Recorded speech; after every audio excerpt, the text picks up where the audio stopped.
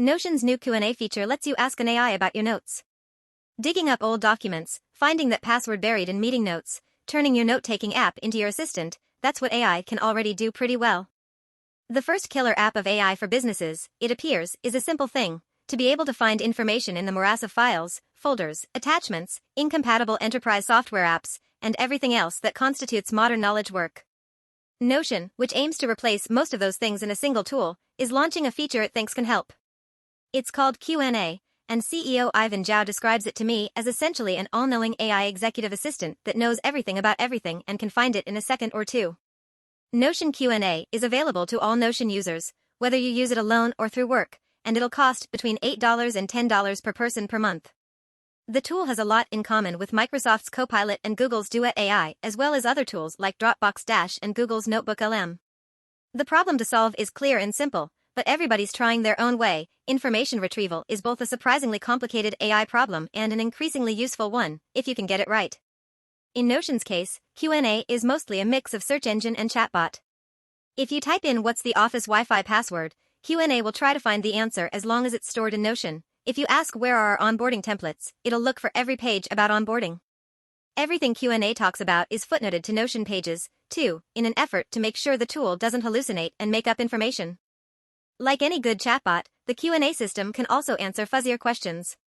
During our demo, Zhao pulls up a database someone had made of recent tech articles.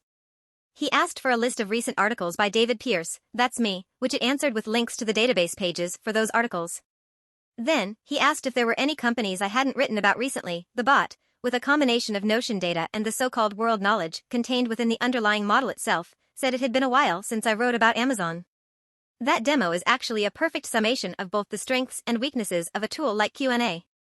I've written about Amazon quite a bit recently, in fact.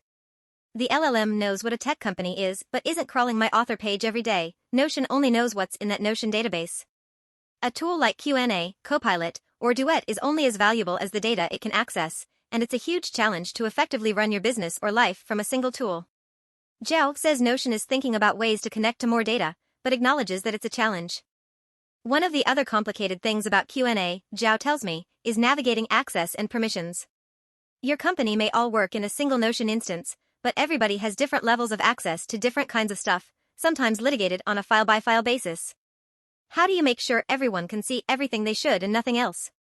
Zhao showed me a demo to explain. He opened up the Q&A pop-up in Notion and typed the question "who's on a PIP?" For obvious reasons, not everyone in the company should be able to see the list of everyone on a performance improvement plan, so this was a good test of the access system. When Zhao was logged in as himself, the CEO, it answered the question. When he was logged in with lesser permissions, Q&A just said it couldn't find anything. That demo went well, but Zhao says there are countless even more complicated examples and ways this could go wrong. Part of what a tool like Q&A can do is retrieve information you didn't even know existed and wouldn't find on your own, which makes the guardrails even more important. Notion's existing AI tools, which are mostly for generative writing and note-taking, have been popular in the months since they were released. Zhao says Q&A is the beginning of solving the other, and maybe more important, half of the problem, helping people navigate the masses of stuff that come with modern life. It's not the flashiest use of AI, certainly, to replace files and folders. But for a lot of people, it might be the most useful.